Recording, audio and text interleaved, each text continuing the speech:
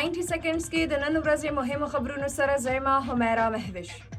سکیورټي فورسز پاک افغان بارډر باندې د خوارجو د دراندازۍ هڅه ناکامه کړې ده او خارجي کمانډر امجد عرف مفتی مزاحم په شمول 4 ترهګري وژلي دي. بلخوا سکیورټي فورسز بلوچستان کې 2 کاروایانو دوران د فتنل هندوستان 13 ترهګر وژلي دي. پاکستان د ترکیې په خواست افغانستان سره بیرته مذاکراتو لپاره سلا شوی دی. د خیبر پختونخوا وزیر اعلی سهیل افریدي ویلي دي چې خیبر پختونخوا حکومت سره افغان مذاکراتو په اړه مشاورت نه دی شوی. پاکستان او افغانستان ترمنځ تورخم بارډر نن په 19مه ورځ هم بند دی چې له وجې ګڼ شمېر کډوال صحت مسلو سره مخ دي. سپریم کورټ د خیبر پختونخوا سرکاري تعلیمي ادارو حالت غوره کولو لپاره صوبایي تعلیمي محکمې له 6 میاشتو مهلت ورکړی دی او په دې اړه تفصیلي رپورټ جمع کولو حکم هم ورکړی. 28 نومبر احتجاج مقدمه کې د علیما خان پاسپورت او شناختی کارت بلاک کولو په اړه رپورټ عدالت کې جمع کړی شوی دی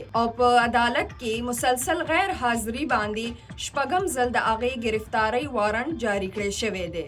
دا تر دې دمه مهم خبرونه نورو خبرونو او معلوماتو لپاره سنو پښتونخوا سره اوسئ.